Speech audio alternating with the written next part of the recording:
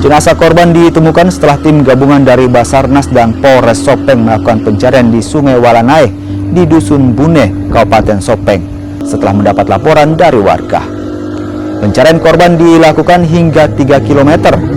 Dari informasi yang didapat, korban diduga tenggelam di sungai usai memancing lantaran terpleset dan terbawa arus sungai. Pada hari ini kami melaporkan operasi SAR hari ketiga.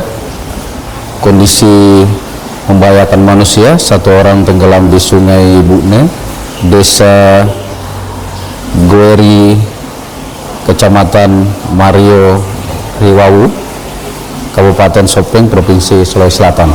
Di mana pada hari ini memasuki hari ketiga, pada pukul 7 lokal time, tim SAR gabungan melanjutkan pencarian dengan dibagi 3 seru.